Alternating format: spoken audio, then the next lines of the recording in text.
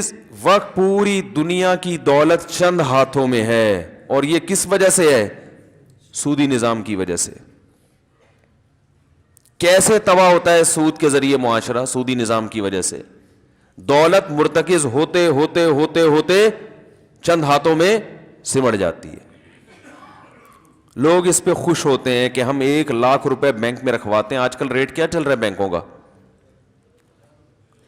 لاکھ پہ کتنا چل رہا ہے بھائی؟ 10%. 1,000 روپے, 1,00,000 پہ 1,000 روپے پر منتھ. چلے فرض کر لیتے ہیں, ہو سکتا ہے 2%, ہو سکتا ہے 1%, ہو سکتا جتنے بھی ہو. میں تو مثال دیتا ہوں نا, اب کلپ نہ بنا دینا کہ اس کو ریٹ ہی نہیں پتا, سود کا ریٹ کیا چل رہا ہے مارکیٹ میں. بھائی ایک مثال دی جا رہی ہے, جتنا بھی ہو اصل چیز کو فوکس کرنا چاہیے. اب دیکھیں ہوتا کیا ہے سودی نظام میں, گڑبڑ کیا ہوتی ہے. آپ نے 1,00,000 روپے بینک میں رکھوائے, اپنی محنت کی کمائی, رکشا چلا کے, ٹیکسی چلا کے, انڈے بیچ کے, گولے گنڈے کا کاروبار کر کے, کچھ بھی کر کے آپ نے 1,00,000 روپے بینک میں رکھوائے. 1 مہینے کے بعد آپ کو 1,000 روپے مل رہے ہیں, آپ خوش ہو رہے ہیں, بیٹھے بیٹھے بغیر کسی محنت کے مجھے 1,000 روپے مل گئے. یہ آپ کی بے وقوفی ہے. ہوتا یہ ہے کہ بینک آپ کے 1,00,000 روپے آگے تاجروں کو دیتا ہے, جو ارب پتی تاجر ہیں, ان کو فری پھوکٹ میں کسی محنت کے بغیر اربوں روپے کا قرضہ بینک سے مل جاتا ہے. یہ ان کا اپنا نہیں ہوتا کہ باپ دادا سے وراثت ملی ہو یا محنت کرتے کرتے یہاں تک پہنچے ہو. وہ چند ڈاکومنٹ شو کراتے ہیں کہ ہم یہ ادا کرنے کی صلاحیت رکھتے ہیں. وہ ڈاکومنٹ کبھی کسی کی جائیداد اپنے نام کروا کے بھی ہو سکتا ہے فیک. وہ ایک دم اتنے بڑے سرمایے کے مالک بن جاتے ہیں. جب اتنا زیادہ سرمایہ ان کے پاس کسی نیچرل تجارت کے بغیر, یعنی کوئی محنت یا ویسے ہی کوئی ہے نا ایک پروسیس ہو اس کے بغیر, یعنی کہ کوئی پروفٹ ہوا تھا تو اس میں ان کو اتنا حصہ ملا تھا, بیٹھے بیٹھے ان کے پاس چند آدمیوں کے پاس اربوں روپے آ جاتے ہیں. وہ اربوں روپے سے ملے لگا لیتا ہے, فیکٹریاں لگا لیتے ہیں. ایک میں مثال دیتا ہوں, اس نے بیکری کے لیے بیکری کا سامان بنانا شروع کیا, ایک ڈبل روٹی کی فیکٹری لگائی اس نے, ڈبل روٹی بنتی ہے اس میں, بھٹی کہہ لیں یا جو بھی کہہ لیں. اب آپ یہ سمجھیں کہ یہ اتنے سارے لوگ, 1,00,000 اس نے رکھوائے, 50,000 بینک میں اس نے رکھوائے, 2,00,000 اس نے رکھوائے, یہ سارا سرمایہ کا ایک بہت بڑا حصہ نکل کے 2-4 ہاتھوں میں جاتا ہے, جو آپ کی خون پسینے کی کمائی ہوتی ہے. میں سمجھا پا رہا ہوں اپنی بات؟ آگے چلیں. لاکھوں کروڑوں روپے ایک آدمی کے ہاتھ میں آ گئے. وہ جب بریڈ بنائے گا تو اس کو پتا ہے کہ 1,00,000 پہ بینک کلائنٹ کو 1,000 دے رہا ہے, تو مجھ سے 1,00,000 پہ 2,000 لے گا نا. کیا خیال ہے بھائی؟ تاکہ 1,000 ادھر دے اور 1,000 اس کی بچت ہو. اچھا بینک بھی تیل بیچ رہا ہے بیٹھ کے, اس کا کوئی بزنس نہیں ہے. اس نے کیا کیا, ادھر کا پیسہ لے کے ادھر پکڑایا, ادھر سے اتنے لیے, ادھر آپ کو اتنے پارسل کر دیے. اس کا بھی وہ بھی بیٹھ کے کیا کر رہا ہے؟ کوئی کام نہیں ہے اس کا, کوئی بزنس نہیں ہے, کوئی محنت نہیں ہے. ادھر سے پیسہ وہاں پارسل, ٹھیک ہے نا, ادھر سے اتنا پروفٹ, ادھر سے آپ کو اتنا پروفٹ دیا, اپنی اتنی بچت. یہ ہے اس کا کام. لوگ کہتے ہیں یہ بھی تو محنت لگتی ہے نا عمارت, تو محنت تو چوری میں بھی لگتی ہے. محنت صرف محنت ہی نہیں ہوتی, محنت کس چیز پہ محنت کر رہا ہے, کر کیا رہا ہے اس پیسوں سے. ایک رکشہ چلا رہا ہے, ریڑھی لگا رہا ہے, گڑا کھود رہا ہے, یا کوئی کاروبار کر رہا ہے, کوئی چیز خرید کے آگے بیچ رہا ہے, کچھ بھی نہیں کر رہا, وہ صرف تیل بیچ رہا ہے بیٹھ کے. تیل بھی نہیں بیچ رہا, وہ بھی بیچ رہا ہوتا تو ہم کہتے چلو کچھ کر رہا ہے. تو اب آپ مجھے بتاؤ, یہ جو پیسہ کمائے گا بینک, یہ نیچرل طریقہ ہے کیا؟ جو قدرت نے جو ارننگ کا طریقہ دنیا میں رکھا ہے نا, وہ طریقہ ہے سپلائی اور ڈیمانڈ کی بیس پہ, کہ لوگوں کی ضرورت کسی چیز کی بڑھتی ہے تو تاجر ان کی وہ ضرورت پوری کر کے ان سے اس کا معاوضہ لیتا ہے. چلیں اب یہ زیادہ پیچیدہ بحث ہو جائے گی, فی الحال ہم اسی کو سمیٹتے ہیں. اب بینک نے آگے 1,00,000 روپے جب تاجر کو دیے تو تاجر نے اس لاکھ پہ بینک کو کتنا دینا ہے؟ 2000 روپے. تو تاجر جب ڈبل روٹی بنائے گا تو اس کی قیمت میں وہ 2000 ایڈ کرے گا کہ نہیں کرے گا اس کی لاگت میں؟ بولو نا بھائی. تو تاجر جب بریڈ مارکیٹ میں پھینکے گا تو جتنے کی بریڈ ہوگی اس میں وہ پیسہ جو اس نے سود کی مد میں بینک کو دینا ہے وہ ایڈ کر کے دے گا کہ نہیں دے گا؟ تو بریڈ کی قیمت مارکیٹ میں بڑھے گی کہ نہیں بڑھے گی؟ جب ڈبل روٹی کی قیمت مارکیٹ میں بڑھے گی تو آپ نے جو بینک سے 1 لاکھ روپے دے کے 1000 روپے اضافی لیا تھا وہ اضافی آپ کا ڈبل روٹی میں نکل گیا کہ نہیں نکل گیا؟ کیا ہو رہا ہے میرے بھائی؟ سمجھ میں نہیں آ رہی بات؟ تو چیزوں کی جو قیمتیں ہیں نا اتنی سپیڈ سے بڑھیں گی کہ آپ کا وہ پروفٹ ادھر کے بجائے صابن خریدنے میں، سرف کے ڈبے خرید، کیونکہ یہ بڑی بڑی فیکٹریاں جتنی ہیں ان کے کوئی باپ دادا سے ان کو وراثت میں نہیں ملی ہوتی، کوئی ان کی محنت نہیں ہے، انہوں نے بینکوں سے ایک دم اتنا پیسہ اٹھا کے فیکٹری لگائی، مل لگائی، اور دھڑا دھڑ سارا سب جتنے لوگ ہیں نا. آپ دیکھیں نہیں آج کل جو بڑے بڑے شاپنگ مال بن رہے ہیں، ایک دکاندار بیچارہ باپ دادا سے وہ تجارت کرتا آ رہا ہے، 400 سال ہو گئے، وہ پرچون کی ایک دکان سے 5 دکانیں بنا سکا ہے بیچارہ. اور ایک نیا آدمی جس کے باپ نے کبھی کوئی 5 روپے کا منجن بھی نہیں بیچا ہوتا، وہ ایک دم اتنا بڑا مال بنا لیتا ہے کہ کروڑوں روپے کا سرمایہ بھی اس کے پاس آ جاتا ہے اور لاکھوں کروڑوں لوگ بھی وہاں سے شاپنگ کرنا شروع کر دیتے ہیں. اور جو گلی محلے کا دکاندار ہے نا، جو بیچارہ ایک باپ دادا سے محنت کرتا آ رہا ہے، وہ اس کی پرچون کی دکان بالآخر ختم ہو جاتی. بہت مشکل ہے میرے بھائی. نہیں آ رہی سمجھ میں؟ ابھی آئے گی اور آئے گی انشاءاللہ. تو یہ جو ہم لوگ یعنی بینکوں میں پیسہ رکھ کے پروفٹ لیتے ہیں، تو یہ پروفٹ نہیں ہوتا میرے بھائی. وہ سارا مہنگائی میں آپ کا، تبھی تو کرنسی دھڑام سے گرتی ہے. لوگ کہتے ہیں یورپ امریکہ میں تو کرنسی نہیں گرتی، ان کے ہاں سودی نظام کے علاوہ اور بہت سی ایسی چیزیں ہیں جس میں انہوں نے معیشت کو مینٹین رکھا ہوا ہے. سودی نظام سے تو معیشت خراب ہوتی ہی ہوتی ہے. اس کی مثال ہے جیسے کوئی چرس پینے والا، ہیروئن پینے والا صحت مند ہو تو ہم ہیروئن کی تعریف نہیں کریں گے، ہم کہیں گے بھائی یہ الگ سے طاقت کے انجیکشن لگوا رہا ہے. ٹھیک ہے نا؟ ہیروئن سے تو نقصان ہی ہوتا ہے. اب آگے سمجھیں آپ بات کو. بینک اگر یہ کام کرنا شروع کر دے کہ شریعت نے کہا ہے سود پہ نہ دو، مزاربت پہ دو. سود پہ نہ دو، مزاربت. مزاربت کا مطلب یہ ہے کہ ایک آدمی کا پیسہ ہو، دوسرے کی محنت ہو، اور آپ اس سے کہیں تم محنت کر کے جو کچھ کماؤ گے اس میں اتنے فیصد میرا، اتنے فیصد تمہارا.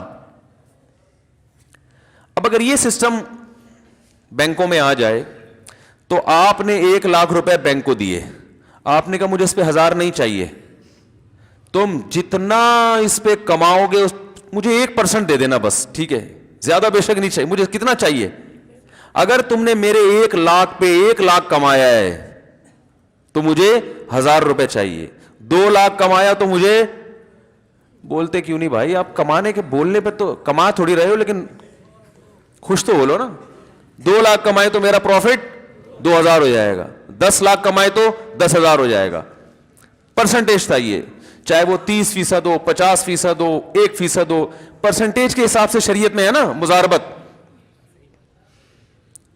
اب معاملہ کیا ہوگا کہ بینک یہ 1 لاکھ روپے جب آگے تاجر کو دے گا تو تاجر سے کہے گا کہ مجھے بھی پرسنٹیج کے حساب سے چاہیے، اس 1 لاکھ پہ مجھے 4% چاہیے، جس میں 2% میں کلائنٹ کو دوں گا اور 2 خود رکھوں گا. اب وہ تاجر جب ڈبل روٹی کی فیکٹری لگاتا ہے تو جتنی چاہے بریڈ کی قیمت میں اضافہ کر دے. جتنا اضافہ ہوگا تاجر کا پروفٹ بڑھے گا. تاجر کا جتنا پروفٹ بڑھے گا تو بینک کا پروفٹ بڑھے گا. بینک کا جتنا پروفٹ بڑھے گا تو کلائنٹ کا پروفٹ اسی حساب سے بڑھے گا. تو مارکیٹ میں، فیکٹریوں میں جتنی چاہے چیزیں مہنگی ہو جائیں، آپ کا جو پروفٹ کا جو ریشو ہے وہ بھی اسی حساب سے بڑھنا شروع ہو جائے گا. نہیں آ رہی میرے خیال بات؟ تو یہ جو استحصال ہو رہا ہے نا معاشرے میں، یہ استحصال نہیں ہوگا. اس لیے اسلام نے سود کی اجازت بولو بھائی نہیں دی. دوسری بات یہ کہ بینک پیسہ پکڑا کے بے فکر نہیں ہو جائے گا کہ جو آ رہا ہے اٹھ کے بس یہ دیکھا کہ یہ قرضہ لوٹانے کی طاقت رکھتا ہے بھی ہے کہ نہیں رکھتا, یہ اتنا دیکھنا ہے. وہ ایک بزنس کر کے آ رہا ہے, اس میں سب سے پہلے وہ یہ دیکھے گا کہ حلال بزنس کرے, حرام نہ کرے. بات آ رہی ہے سمجھ میں؟ کیونکہ صرف سود حرام تھوڑی ہے, بزنس بھی تو حلال ہونا چاہیے نا. کوئی ایسی چیز کا بزنس کرے جس کی لوگوں کو واقعی ضرورت ہو, تو اس سے لوگوں کی ضرورتیں پوری ہوں گی. یہ ایک الگ اخلاقی فائدے ہیں. تو بینک کا ریشو بڑھنے سے کلائنٹ کا ریشو خود بخود اس کا پروفٹ کیا ہو جائے گا, بڑھ جائے گا. تو اب ہوتا یہ ہے ہمارے معاشرے میں کہ وہ پیسہ سمٹتے ہاں ایک اور کام یہ ہوتا ہے کہ حقیقی معنوں میں تجارت ہوگی. بینک نا وہ ڈر لگا رہے گا اس کو کہ میں پیسے دے رہا ہوں کہیں بزنس میں لاس نہ ہو جائے, ٹھیک ہے نا. اب ہوتا کیا ہے کہ بینک پیسے دے کے بے فکر ہو کے بیٹھ جاتا ہے کہ مجھے تو اتنے ملنے ہیں. آپ نے بینک کو پیسے دے کے آپ بھی بے فکر ہو کے بیٹھ جائے. اب وہ جو تاجر ہے نا جو بزنس کر رہا ہے انویسٹمنٹ سے, اس کے پاس راستہ کھلا ہوا ہے. اس نے لکھوایا کیا تھا, کر کیا رہا ہے, اسے اس سے کوئی غرض ہے ہی نہیں.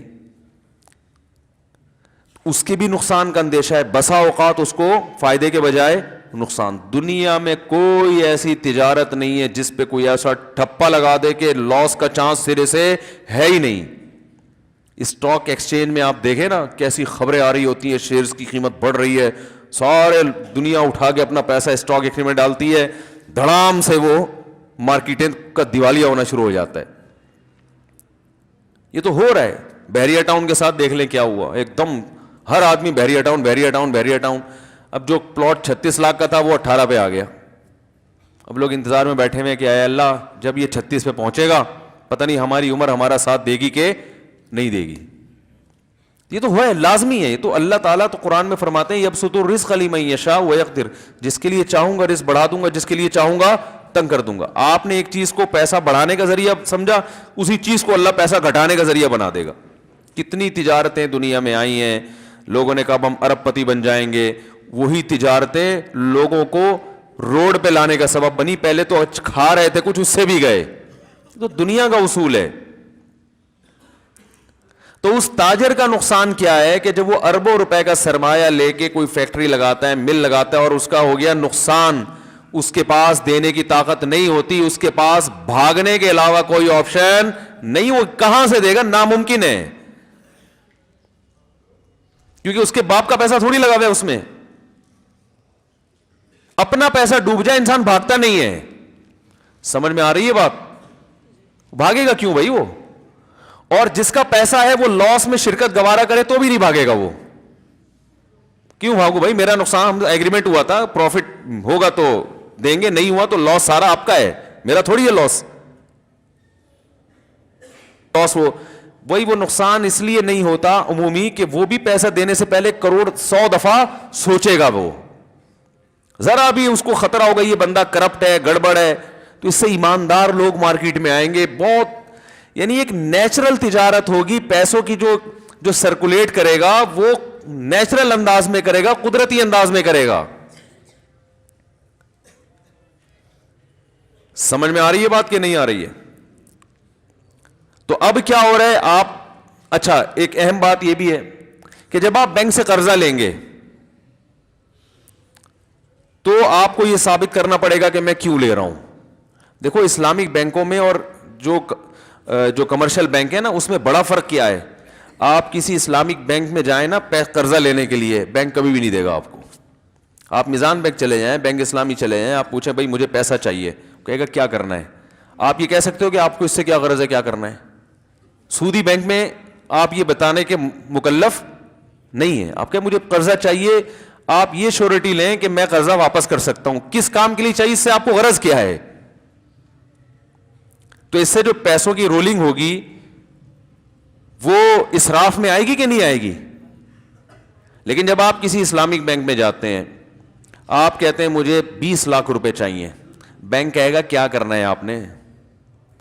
آپ کو یہ ڈیفائن کرنا پڑے گا کہ میں نے کرنا, آپ کہیں گے میں نے گھر بنانا ہے, بینک کہے گا ٹھیک ہے, کہاں گھر خریدنا ہے, لوکیشن کیا ہے, کیسا گھر ہے وہ آپ ہمیں بتائیں.